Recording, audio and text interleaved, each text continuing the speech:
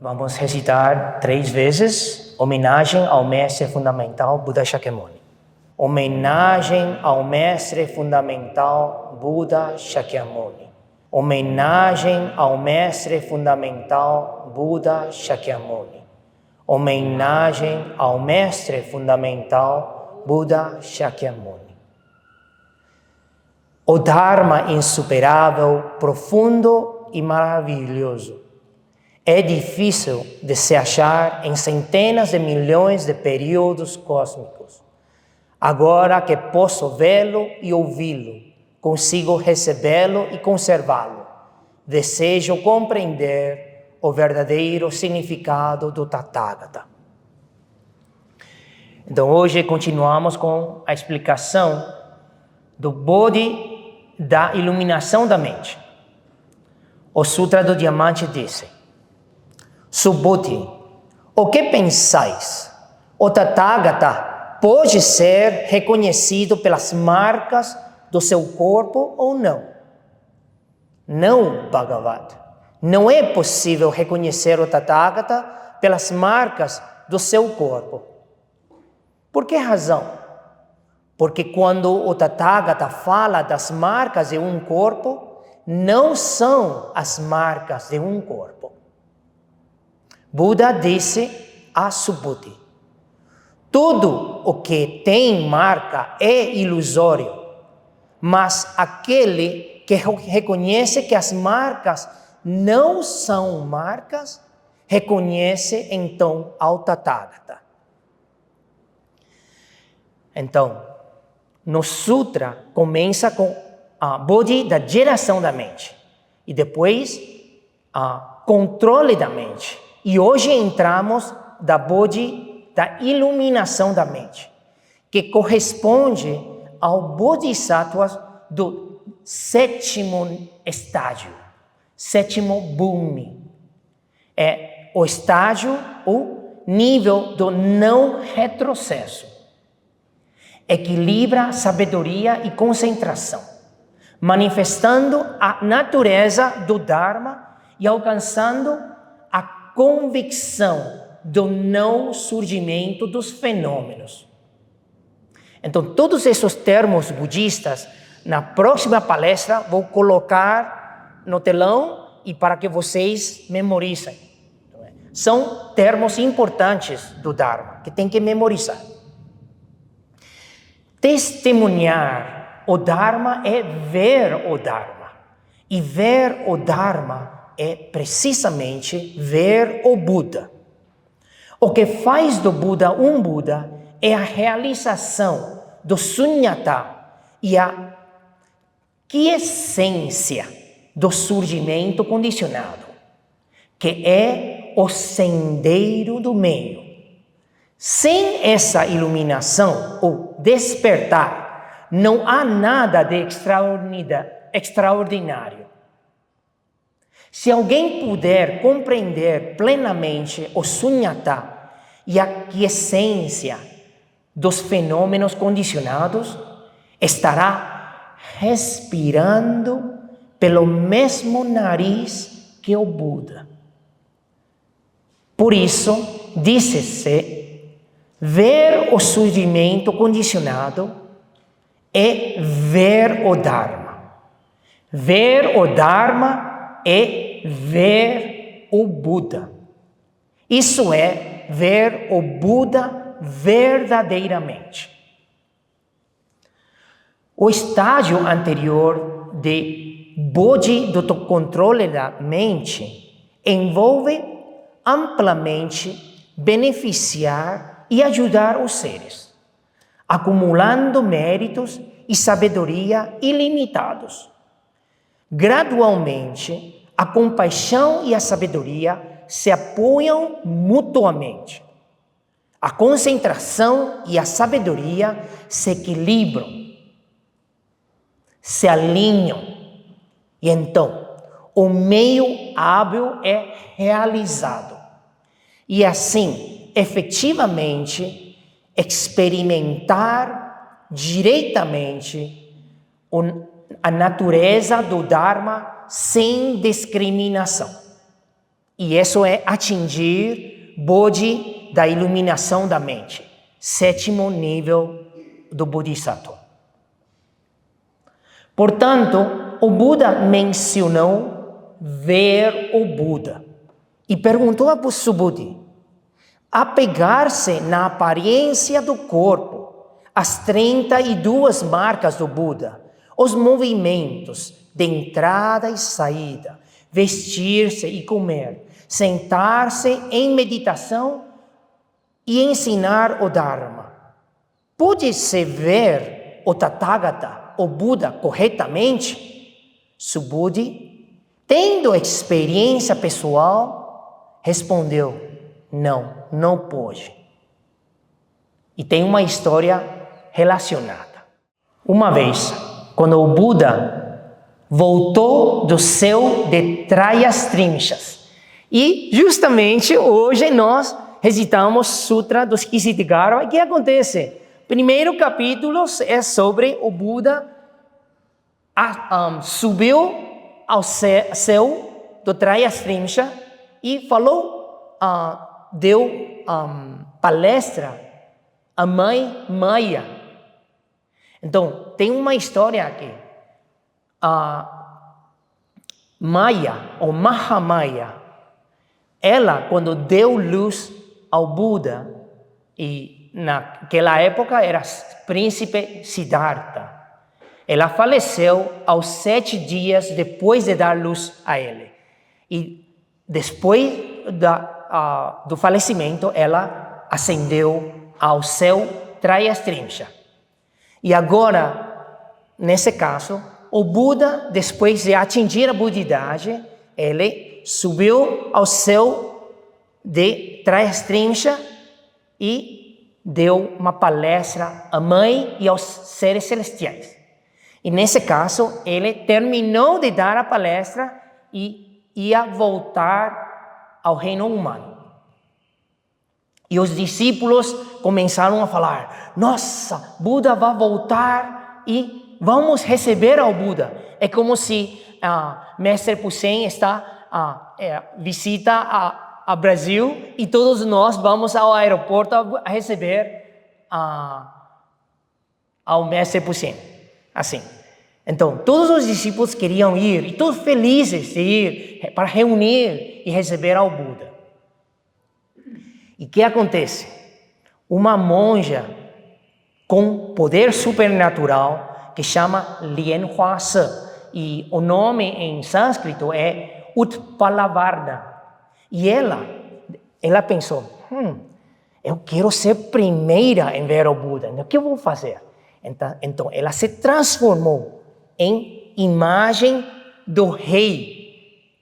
Então, então ela se tornou como rei, então cumprimentou aos bhikshus, aos outros mestres, e foi na primeira fila, primeira.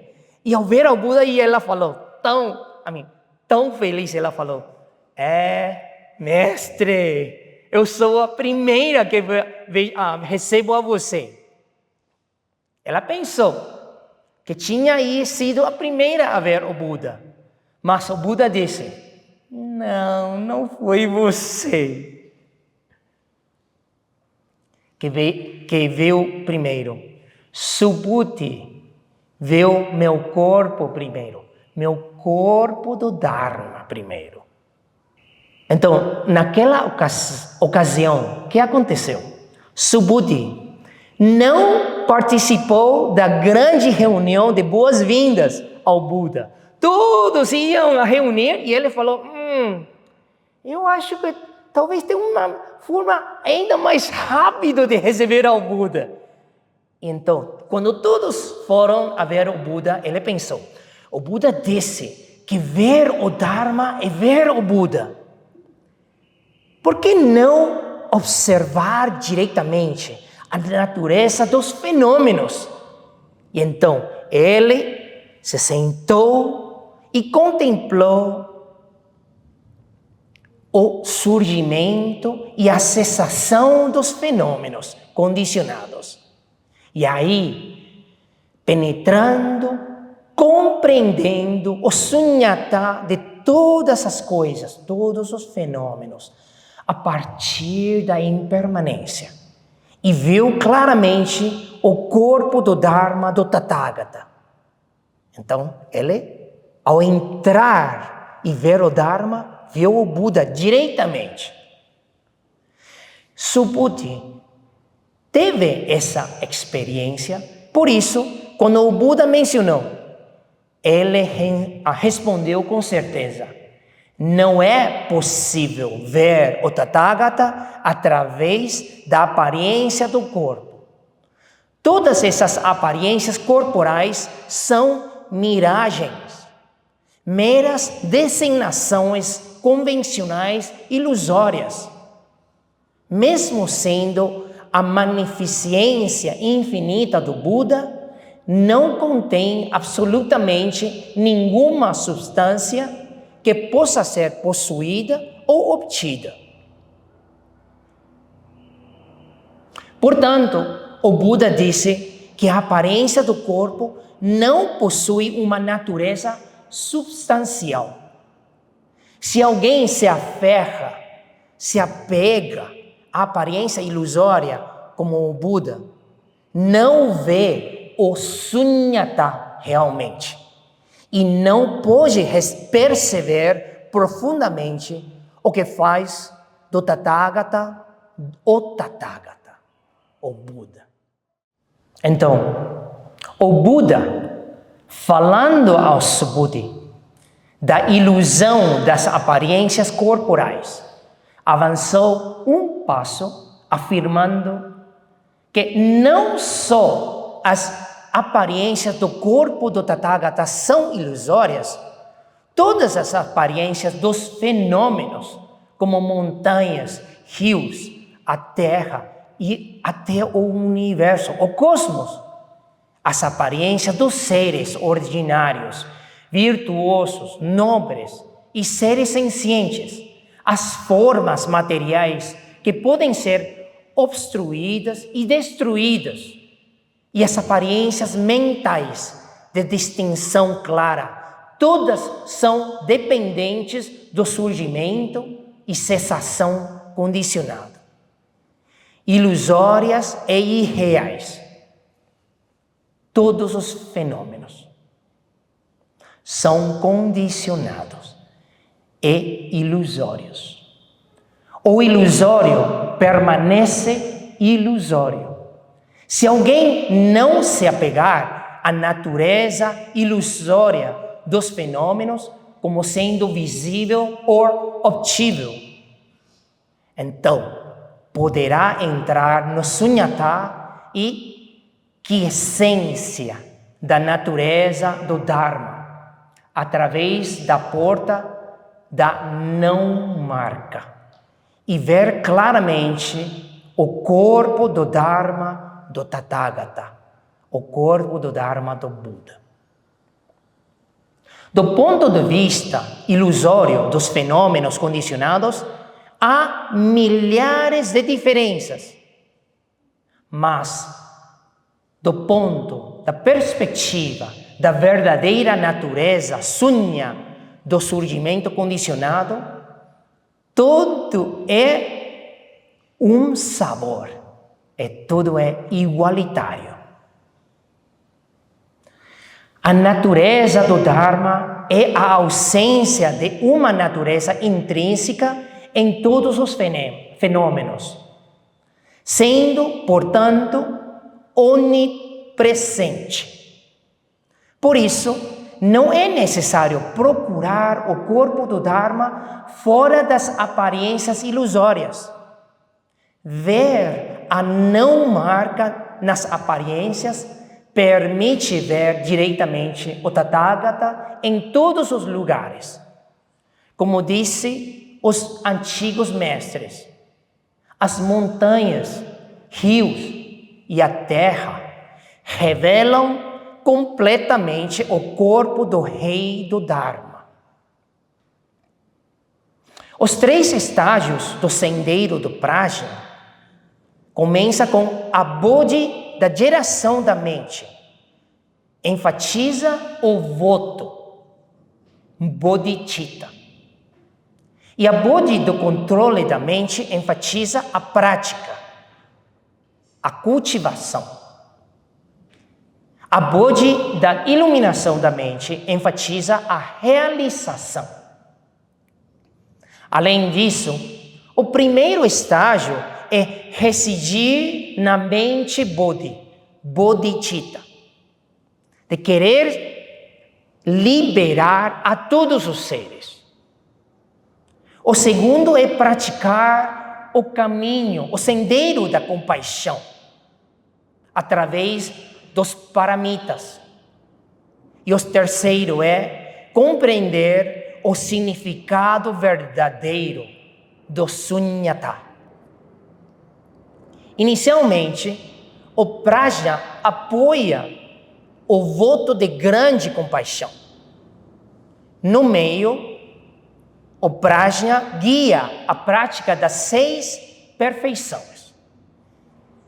Finalmente, o prajna se manifesta na realização do sunyata. Embora cada estágio tenha seu próprio foco, o voto de Bodhi, a prática da compaixão e a visão do sunyata os 3 são inseparáveis. Então, vou resumir um pouco o que falei hoje. Desde a geração da mente, da Bodhi, falamos liberar a todos os seres. Então, os seres existem ou não? Sim e não. Vocês existem ou não? Eu existo ou não? A estátua existe ou não? Tudo isto existe condicionalmente. Devido a causas e condições existem. Vocês acham 100 anos depois, 1000 anos, milhões de anos depois, existirá tudo isto? Então, a prática começa com aparência, templo, estátuas, seres, que chamamos marcas. Tudo são marcas, convenções, designações. No começo. Mas de pouco a pouco, se nós entendemos sunyata, e aí começamos a realizar gradualmente que todo é sunya. Todos nós somos parte do surgimento condicionado. Todo o que surge, cessa. Então, praticamos a compaixão. Mas como praticamos? Sem apego ao eu, aos meus e às marcas. Somos compassivos porque queremos fazer. Não importa do retorno dos seres. Fazemos porque podemos. E de pouco a pouco vamos ir experimentando diretamente sunyata, a natureza sunya, ausente da natureza, de uma natureza própria. Até a próxima semana. Amitabha.